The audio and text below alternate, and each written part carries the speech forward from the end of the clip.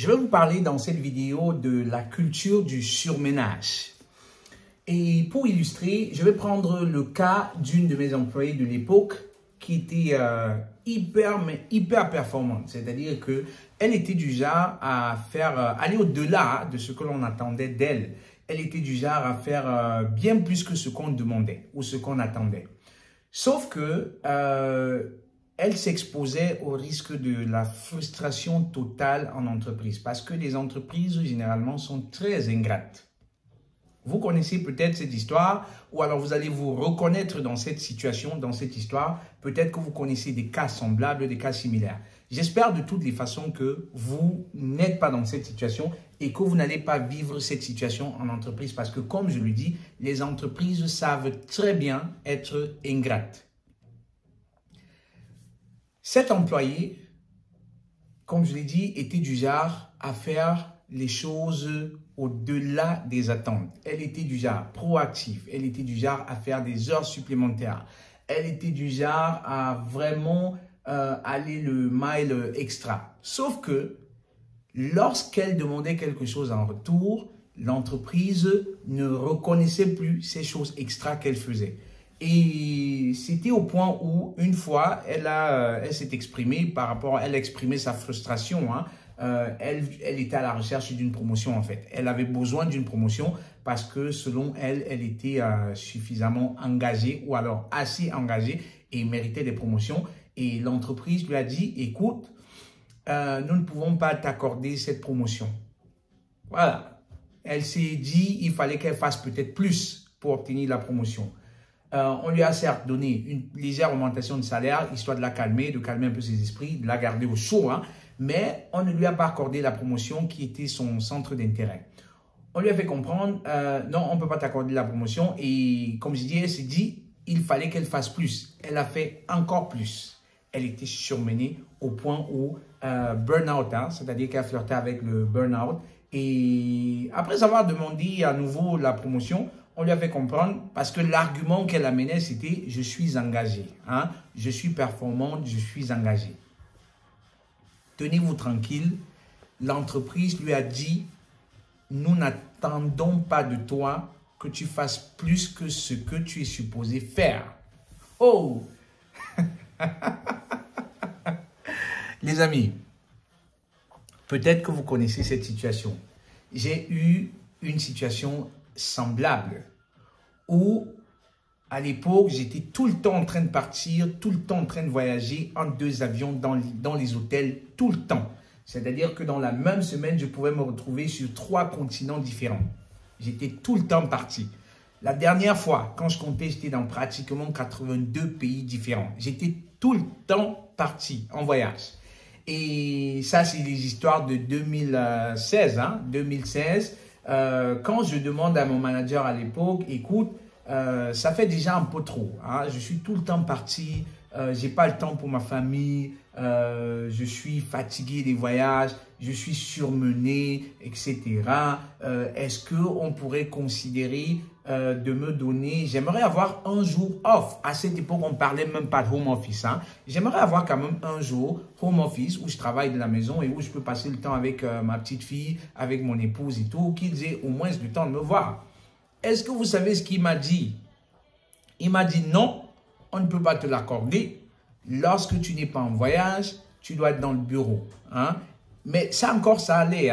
Sauf que la goutte d'eau qui a débordé le vase, c'est lorsqu'il m'a dit, écoute, de toutes les façons, le temps que tu passes dans les avions, le temps que tu passes dans les hôtels, c'est du temps de régénération. Donc, tu ne peux pas être surmené. Voilà ce que le connard me dit. Quand j'y pense, je suis décontenancé. Quand j'y pense, j'ai envie de... Il me dit, c'est du temps de régénération.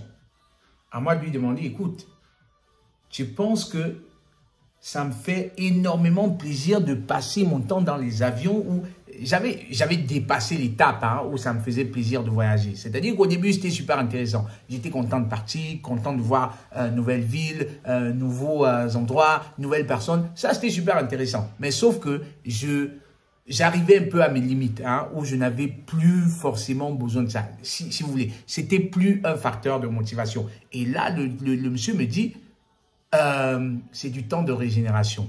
Non, on ne va pas t'accorder le home office un jour. Je demandais juste un jour, parce qu'aujourd'hui, c'est la condition, hein, c'est la condition absolue pour les candidats. C'est home office ou c'est rien. Et là, je me dis, écoute, ça, c'est quand même ingrat. Je trouve ça quand même fort. Je trouve ça fort. Et c'est là que mes frustrations ont commencé dans cette entreprise, hein, où je me suis dit, écoute, comment ça se fait que je sois toujours la personne prête à faire le sale boulot, je sois toujours la personne prête à faire ce que les autres ne veulent pas faire, je sois toujours la personne prête à aller au-delà des attentes, et c'est comme ça qu'on me remercie. Écoutez, je suis la dernière personne qui va vous encourager à ne pas faire votre boulot. Faites votre boulot, mais j'ai juste envie de vous inviter à penser à vous.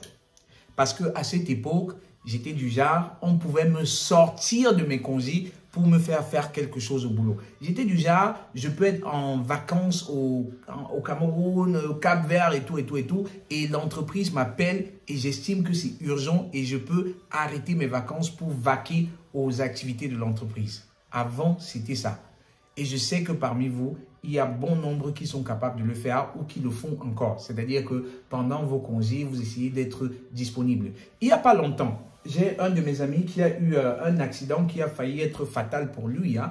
Et voilà, c'est-à-dire qu'il a certes fait des examens à l'hôpital, on lui a dit tout va bien, mais le mec, sa préoccupation était de rentrer bosser. Et ça, c'est typique des Africains, où je me dis, écoute, les Européens, eux, ils n'en ont rien à foutre. S'il est en vacances, il est en vacances. Il ne veut pas savoir comment vous allez gérer. S'il est malade, il est malade. C'est-à-dire que nous, les Africains, nous sommes plutôt du genre, voilà, on est même malade, mais on va quand même aller au boulot. On va préférer, voilà, risquer notre... On va saboter notre temps avec la famille pour le mettre à l'avantage de l'employeur. Sauf que lorsque nous le faisons et que l'entreprise n'est pas reconnaissante envers nous, c'est nous les premiers frustrés. Le mec, en fait, sa préoccupation, c'est de rentrer travailler. Alors moi, je lui dis, mais écoute, tu ne peux pas faire ça. Tu ne te sens pas bien, même si tu penses que tu te sens bien. Pourquoi tu es pressé de rentrer au boulot? Écoutez, je dis bien, cette vidéo, ce n'est pas de la promotion de la non-performance. Hein. Non, faites ce que l'on attend de vous. Allez au-delà des attentes, mais pensez aussi à vous. Si vous êtes malade, vous êtes malade. Si vous êtes en vacances, vous êtes en vacances. Si, je ne sais pas moi, vous ne pouvez pas faire quelque chose parce que vous avez trop de travail, vous ne pouvez pas faire cette chose, vous avez trop de travail. Parce que les Africains excellent dans faire des choses qu'ils ne sont pas supposés faire en entreprise. Et c'est eux les premiers frustrés parce qu'après, on ne leur donne pas des promotions. J'ai appris par expérience. Et vous êtes nombreux à m'appeler pour discuter avec moi des situations pareilles. Et j'ai juste envie de remettre un peu les choses dans l'ordre. Hein? Certes, vous avez besoin de persuader votre employeur, mais pensez à vous. Pensez à vous parce que c'est votre temps. Vous n'êtes pas obligé d'aller au-delà ou alors bien au-delà des attentes. Si vous voulez, en termes de pourcentage, hein, faites du 100%, faites du 110%, faites du 120%. Mais n'allez pas faire du 200%. C'est-à-dire que votre temps, c'est votre temps. Lorsque vous êtes à la maison, vous n'êtes plus obligé de décrocher le téléphone.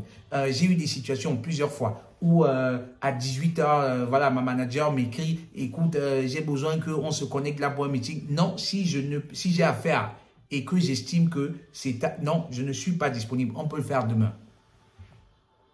Aujourd'hui, c'est ça, hein? Mais j'ai appris de la manière forte qu'en entreprise, on peut être hyper ingrat. Eh les amis, donc, Sentez-vous libre de me contacter. Sentez-vous libre de m'appeler, de me contacter, de réserver une session avec moi pour qu'on discute de votre cas particulier. Est-ce que vous avez des expériences dans ce sens que vous voudriez partager? Faites-le dans les commentaires. Dites-moi ce que vous en pensez. Merci de liker la vidéo si tel est le cas. Merci de partager autour de vous. Merci de parler de SCCA autour de vous. Donc, c'est bien d'aller au-delà, c'est bien de faire des heures supplémentaires, mais à un moment donné, il faut penser à soi. À un moment donné, il faut remettre les choses dans l'ordre et se dire, ce temps m'appartient.